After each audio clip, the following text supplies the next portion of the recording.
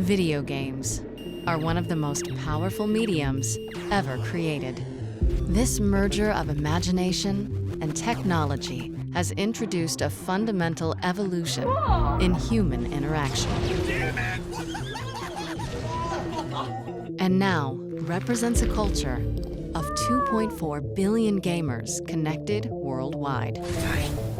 Yes! But just 20 years ago, the console that kicked off the era of online gaming in the living room almost didn't exist. Do you ever want to make hardware? No, that's one thing that we decided not to do. The idea that Microsoft could ever create a game console was seen as a bit of a joke. Microsoft? They wear khakis, and they're boring, and they're Office, and they're Windows. Might as well call it Nerdbox, right? I can't imagine how it could be better. A new console was seen as a risky bet There it is. at a company not accustomed to losing. You're proposing taking money away from Windows in order to fund some game system? That is an insane business to get into. It was fear, uncertainty, and doubt. We're gonna make it, aren't we, sir? This is the story of how a passionate group of gamers forever changed the course of a corporate titan. They saw the future. Broadband internet to the television set. Like, you can do that? And then Bill says, we should do this. We should let these guys do this. And the journey to get that controller into our hands. This thing is going to be the most badass thing you can imagine. Fire at will! Think about the way you could tell stories with that. No matter where you are in the world, we can all be part of one bigger community. We need this. This is like the hotline for us. You take it for granted now, but back then, this was like science fiction. We weren't sure how we were going to do it. Xbox, watch TV. Oh, God. Oh, hell no, Microsoft. Gamers are not going to be tolerant of any level of bull at all. The risk here was enormous. You're always just one catastrophic bug away from not making it. I remember thinking, hey, maybe we're in over our heads.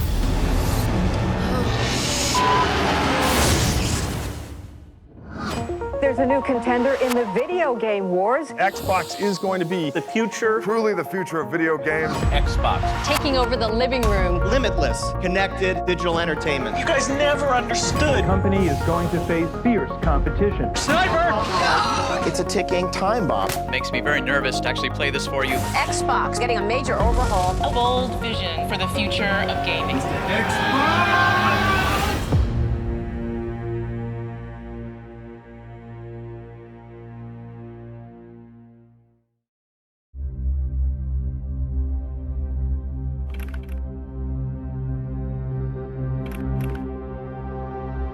Hello, I'm Bill Gates, chairman of Microsoft. In this video, you're going to see the future. Microsoft first came up with the Windows concept back in 1983. I'm going to show you real quickly a couple highlights from the product. The graphics interface is an integral part of this new generation that take PCs much further than they've gone before. When I came to Microsoft in 1987, the average age was 27, and I was 27. We were an amazing young company with an amazing young founder in Bill Gates. He knew business better than anybody out there, and he also knew technology. He was able to synthesize things that nobody else in the industry could. It was incredibly fast-moving. It was the kind of place where people didn't hold back. For someone who just wanted to really let loose and grow and learn, it was an amazing place. Bill Gates and the team back then were the disruptors, which was exciting and palpable. We just thought of ourselves kind of the rebels, kind of, you know, where the big companies like IBM were these huge companies, but we were this little rebel group of hackers, you know, doing this cool work. I'm very optimistic about where we're going. But that really changed in '95. Windows 95 has taken over computer stores. They were online in the middle of the night. Personal computer users packed into stores dying to get their hands on one. When Windows 95 launched, it was like a coming out party for the whole company. Microsoft made a thing that everybody in the world wanted. It was like air to me. It just was. It existed, and you needed it.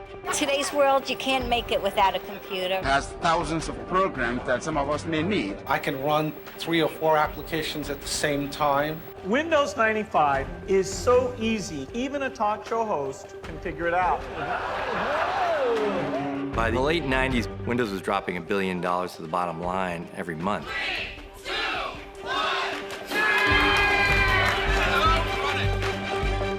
It was the most profitable business in the history of the human race. I don't think there's ever been anything remotely like it unless you count the Spaniards going to the New World and like literally hollowing out a mountain made of silver. Microsoft, which has a business relationship with NBC, is the most powerful engine in the new age of computers, a giant cash machine, and it strongly disagrees with the government. In the late 90s, we were sort of the bad guys, the Death Star. The perception of Microsoft, I think generally, was not great. They were in the middle of the Justice Department monopoly issues. We were the big gorilla in the room on most subjects. And so people viewed us as sort of the big bad tech company. By 1999, 90% of computers worldwide used the Microsoft Windows operating system. They were untouchable, without comparison or viable rival. We've been successful in the operating system world, built a huge PC business, we built Microsoft Office into this big business. We were the tech behemoth. Windows overtook that industry and transformed the world. But during that period, disruption was coming from all sides.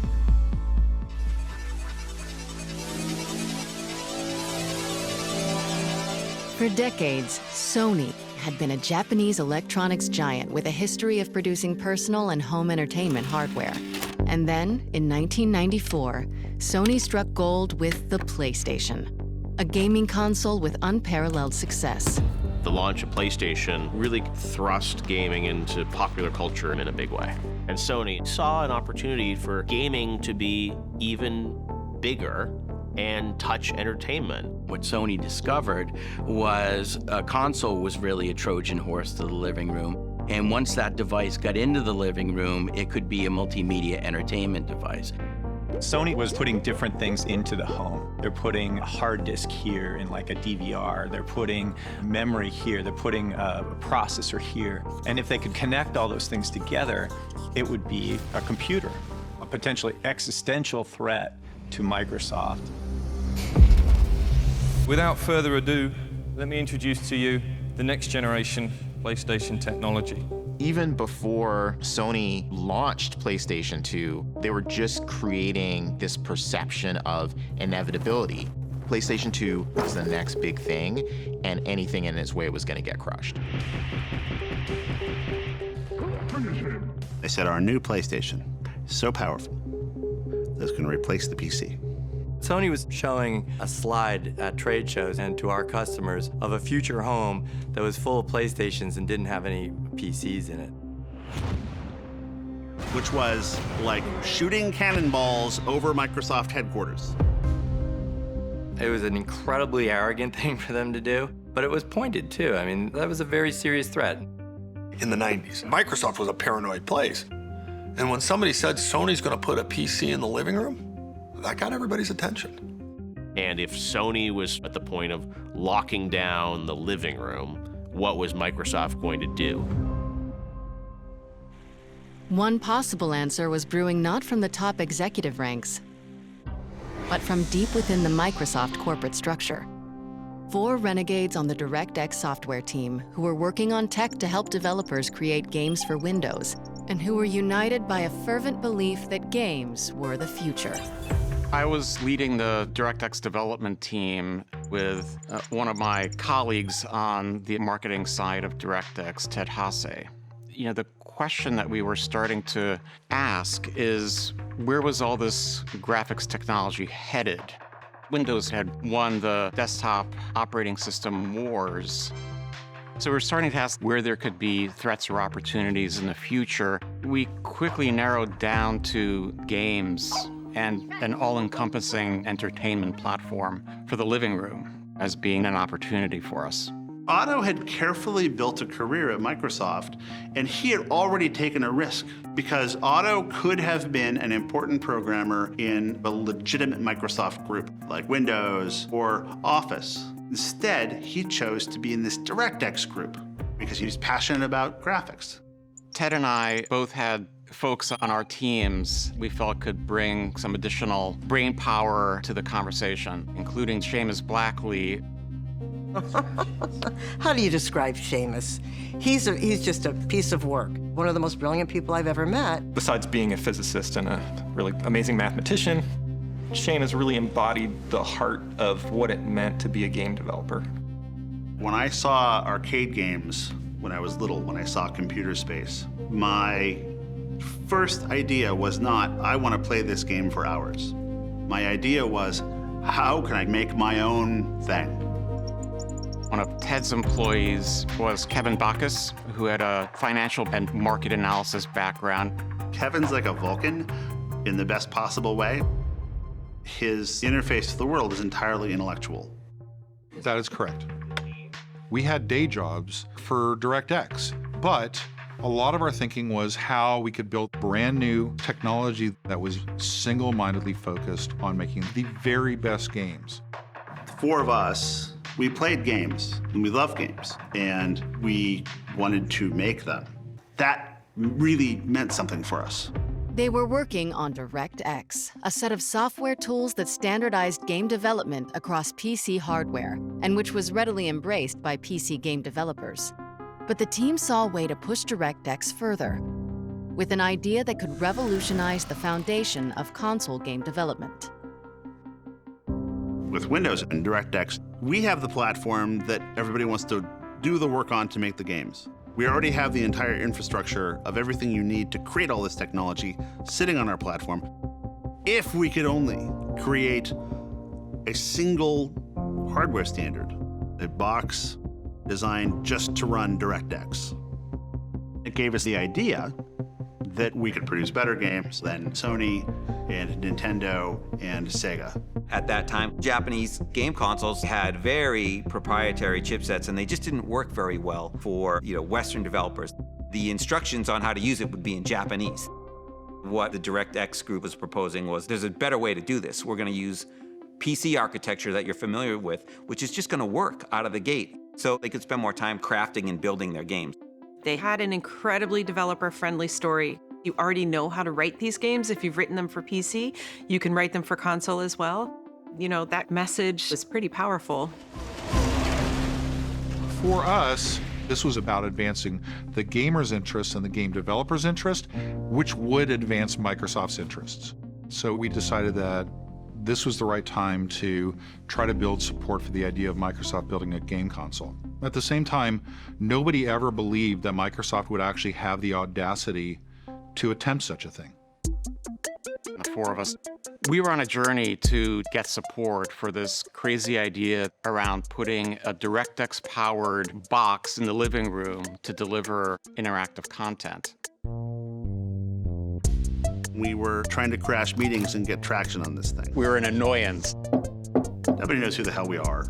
And we were constantly discovering super important people who were roadblocks or who wouldn't get it and who didn't think games were important. You're proposing taking money away from office development in order to fund some game system?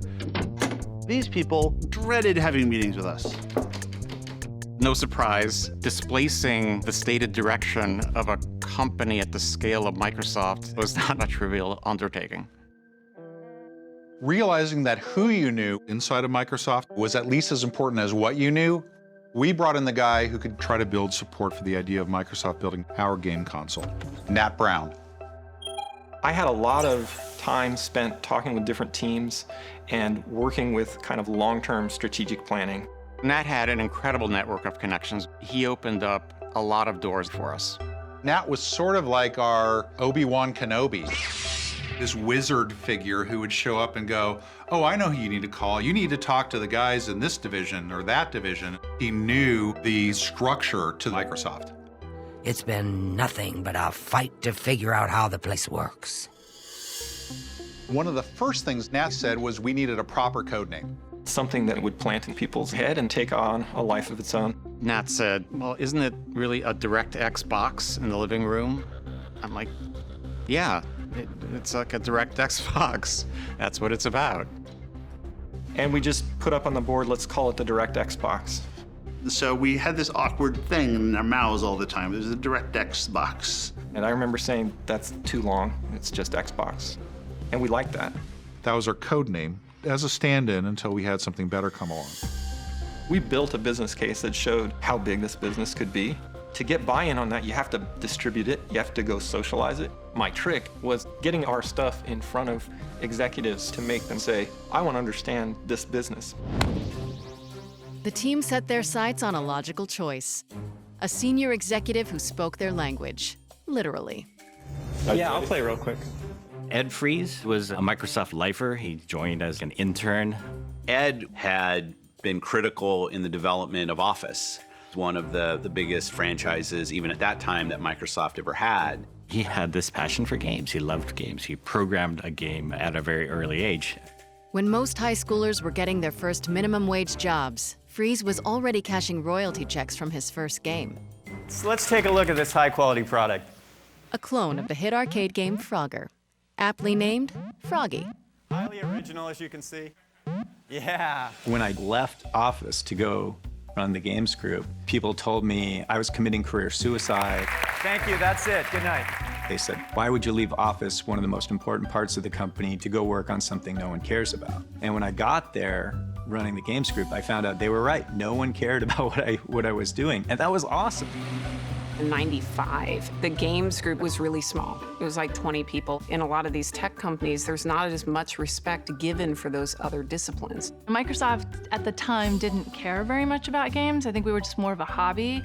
We were gamers working in like the bowels of some Microsoft corporate building. Our goal at the time was to push Windows as a gaming platform. I always felt like I was doing underdog stuff, and that's actually what I really enjoyed. I enjoyed trying to bring Microsoft from behind in PC games. After Windows 95 launched, we had to wear these t-shirts that said, Microsoft knows games. You know, it was obvious we didn't really know games, otherwise we wouldn't have had to put it on our shirt, you know what I mean? Choose your favorite form of world domination in Age of Empires. But after a couple of years, we launched Age of Empires. It was kind of crazy what a fascination that game became. And it was one of the signature PC strategy games for years. That was actually a huge success for us, and we started to do some acquisitions, and we were growing our publishing business.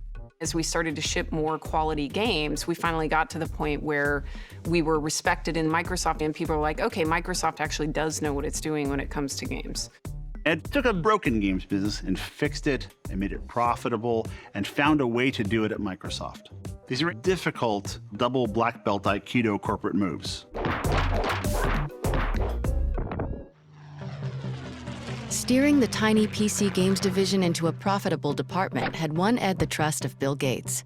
And yet, Fries himself wasn't satisfied. Our PC market share was growing into the teens, and at the same time, we weren't doing anything in the console space, and that, to me, seemed like a bit of a waste. You know, there was this huge market out there. One day, these guys from the DirectX team walked into my office, and they pitched me on this thing, the Xbox, and basically what they pitched was a disguised PC. I thought, oh, this is great. This is like a bridge for me to get to the console business. This box that will run a native version of DirectX, which is the part of Windows that's really focused on the game developer, was revolutionary. It's going to be easy to port to this machine, easy to take my games and make them run. Unlike running on PlayStation at that time or a Nintendo machine that were just very alien hardware compared to a PC. Ed understood all this game development is happening on the PC. We wanted to make a console that was specifically designed to be easy and fun to make games on. And if the most creative people did their best work on your platform, that's really good business. That's a good idea. Basically, I said, you know, I'm in. I like this idea. I want to help you guys. The DirectX team, these were troublemakers, upstarts. They didn't have these reputations that Ed had as sort of born and bred to work at Microsoft. They didn't really have any political clout within the company. It was, I think, a big win for them to get me on their side, from my point of view. This unlikely alliance would bring the Xbox team closer to the biggest test of all, pitching Bill Gates. And that opportunity would come sooner than anyone expected.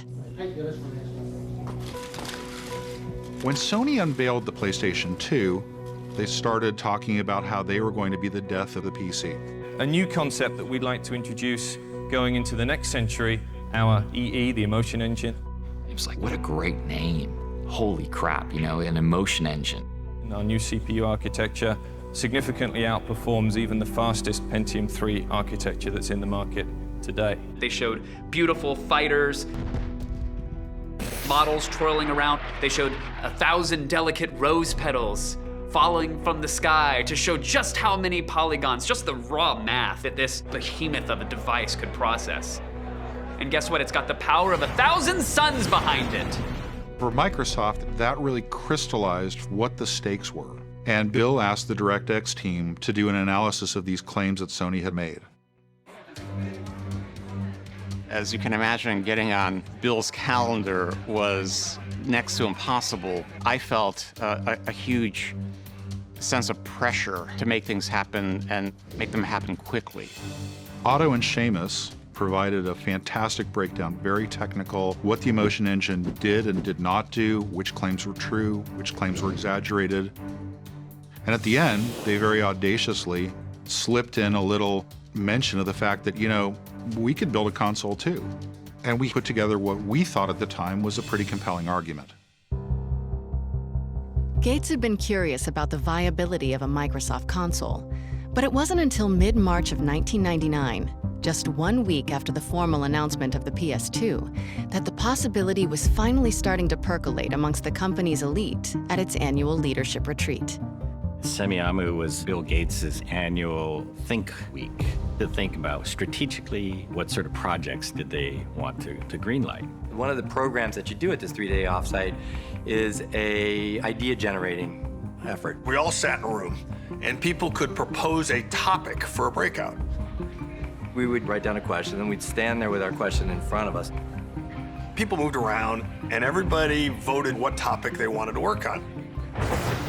And the question I wrote that year was, what if the cable companies like AOL and Sony all got together and they all pooled all the subsidies that they were paying to acquire customers? They could put out a box for free because it would be so ubiquitous and so highly wanted. That's all I said. If they could get it into the home as a game console, it would be like the comet that hit the Earth and wiped out the dinosaurs, meaning the Windows PC. I got a big line of people behind me on that one, including Bill, and off we went to start talking about it for a couple hours. And so we had a sort of a 2-hour thrash on pros and cons of video game console. What was the state of play with Sony? And coming out of there, Gates just called it. He wanted me to look into what we should do about it. Thompson's big question resonated with Gates, and a call went out to the entire company looking for anyone who could answer. It was sort of an all-points bulletin to senior managers all over the company saying, anybody working on any of this kind of stuff? And so in March of '99, the DirectX team and every other group in the company that touched games in any way was brought together for a meeting to talk about whether we should have a comprehensive games strategy for the entire company. We took that opportunity to say, listen, not only do we have a perspective on this, we actually have a presentation, a PowerPoint deck that we'd like to share with everybody that says what we, the DirectX team, think the company should do. And obviously that created a great stir at the meeting. Nobody was expecting that. But it was a great surprise to us to find out there were other parts of the company that had aspirations of doing the same thing. I was running a team in what was known as the Windows CE group. Windows CE was an operating system designed to run devices like handheld computers or even game consoles via a partnership we struck with Sega around their last game console, which was the Dreamcast. We had a pretty capable hardware team. Some of the guys in that group had worked at 3DO. Have you experienced the awesome power of the Panasonic Real 3DO system? And that was a legitimate game console, albeit one that was not a success in the marketplace, but it was a legitimate console play. Together, we had the hardware expertise, and we had a proposal for what Microsoft should do next in the console space. Obviously. These guys think they know how to make a game console and that they should do it instead of us. We opened the door and Bill's interested in a game console, so now they're gonna edge us out and they're gonna step through the door. They were funded, they had a name, they had leadership, they had executive support. Their argument was, we already know how to do this. What do these kids know? go with us. The DirectX team was young and hungry, full of tech know-how and vision. But Windows CE was well known within the company and had experience on their side. Suddenly, it was a race to try to get the most legitimacy inside of Microsoft, where the winner was going to be the one to bring a game console to market. And it came to this big battle with Bill. It was what Microsoft often seemed to do, which is pit two groups of smart people against each other. Classic Bill Gates move. The stage for the cage match was set. The DirectX and Windows CE teams would battle for the right to make a Microsoft game console in front of founder Bill Gates. To the victors belonged the spoils. Having Bill in the meeting was always a fantastic thing, as well as increasing the tension at the same time. Somebody's confused. Somebody's just not thinking. He was legendary. If you went in and you're full of shit, you get shut down.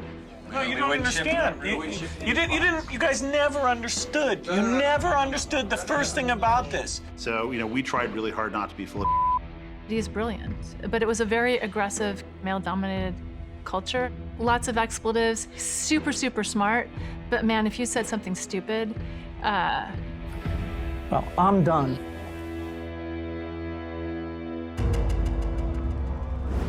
Round one. From my group's perspective, we felt good. We thought they didn't really understand the console space, so frankly, we discounted them a little bit. Ready?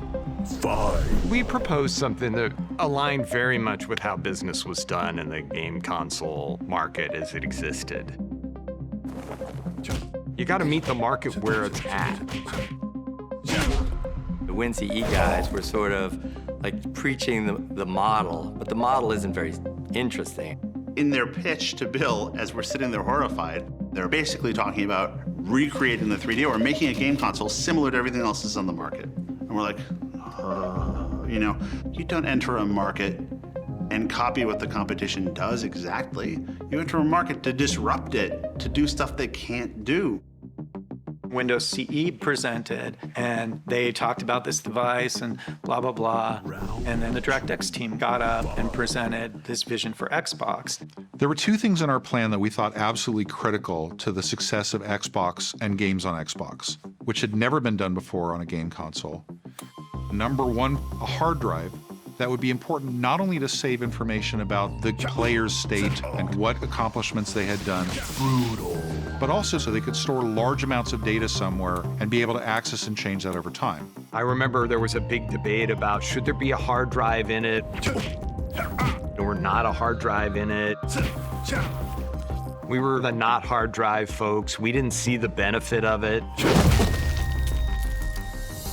The second component that we thought was absolutely critical was Ethernet. The Sega Dreamcast was basically the first console in history to have any kind of online component to it. But theirs was dial-up internet using a modem.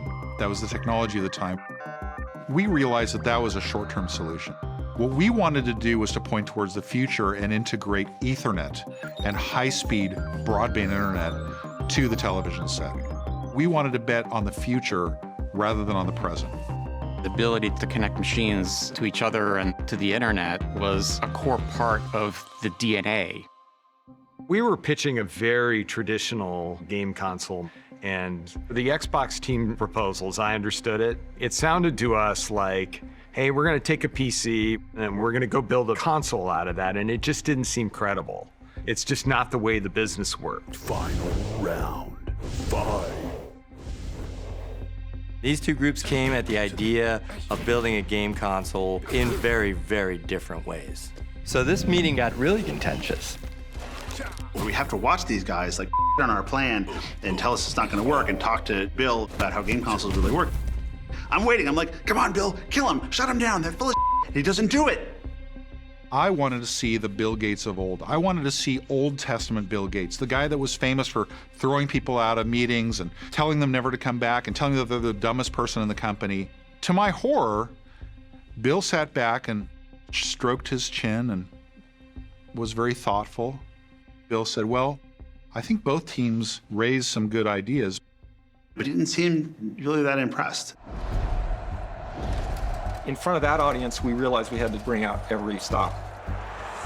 The guys from the DirectX side knew that you don't go to a Bill Gates review without showing something really spectacular. And so leading into this meeting, none of us had slept for like a week. We made this little device that had relatively old PC technology with a game console-like case on it. And we modified Windows with a hack that like tears open a hole from the bottom up and exposes the hardware. It was a bunch of PC components and a game controller, and it was literally just held together by chewing gum and tape. Soldering stuff, stripping wires. And this was like, in the back of our car or like, on the floor in a conference room that we were making this stuff.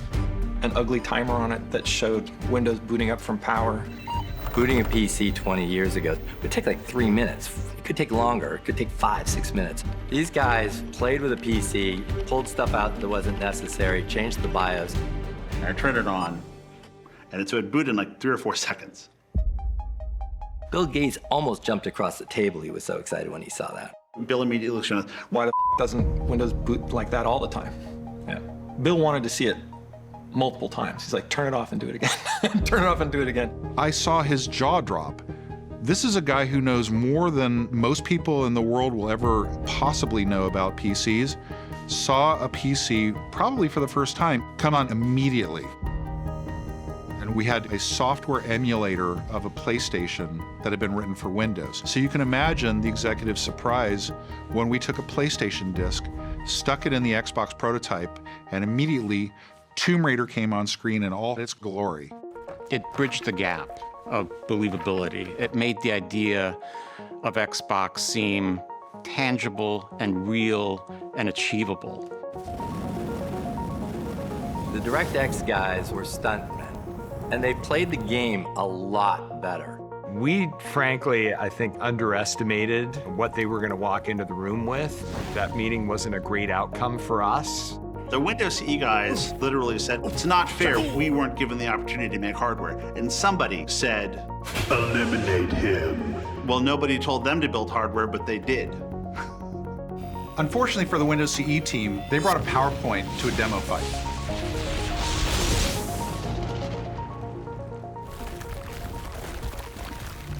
Looking back on it now, I really do think that Bill looked at us and saw some aspect of himself or the early days of Microsoft, and that's what he thought was going to work.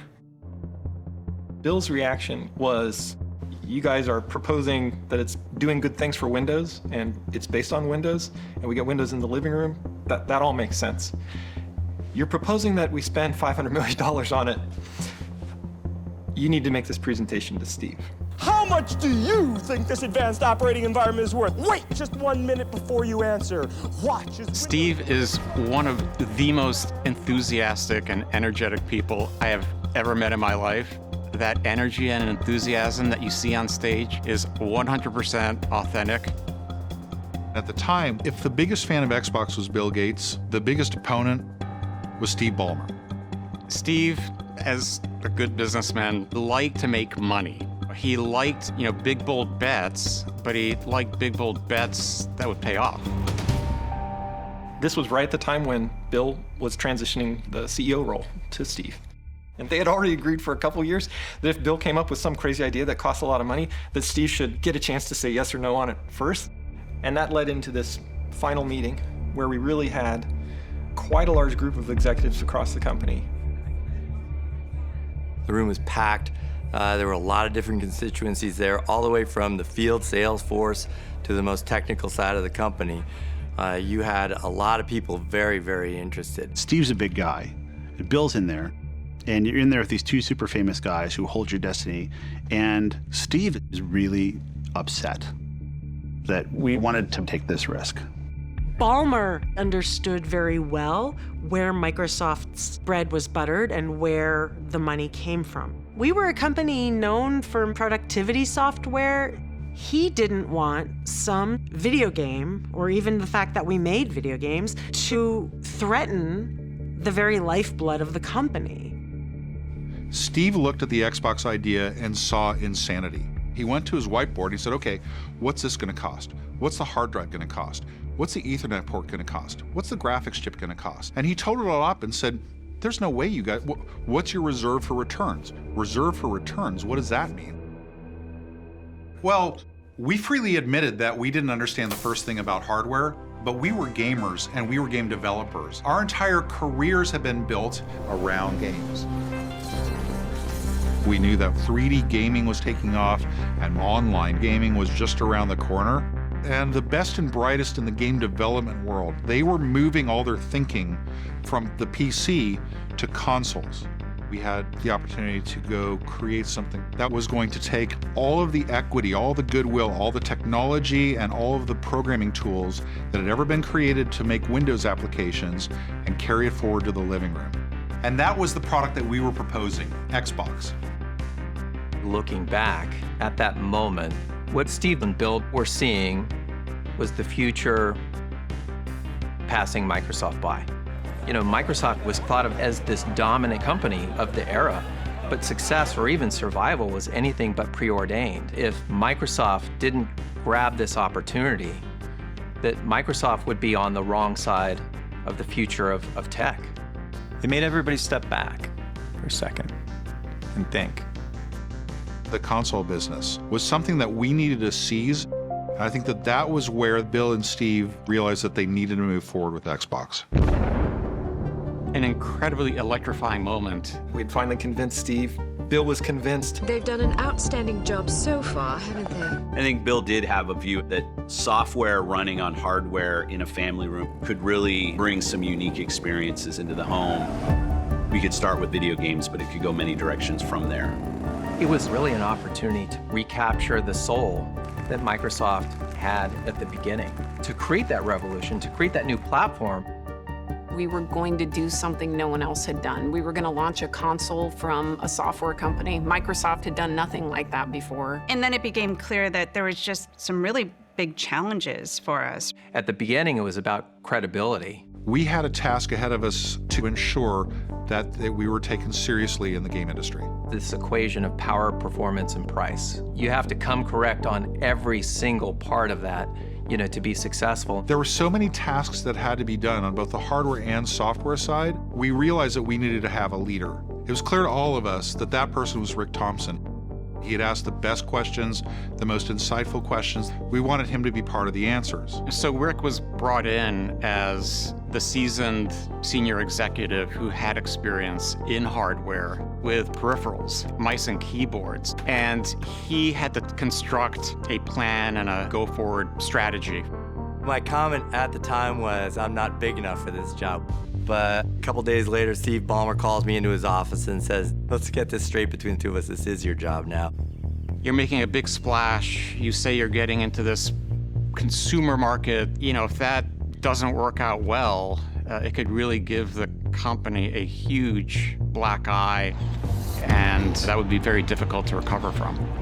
The risk here is enormous, the amount of money we could lose on this project. And for me, it was fear, uncertainty, and doubt, because you got a business guy who's going to try to figure out a business model with my little team of people who helped me with the hardware business. You got 4 people coming over from DirectX.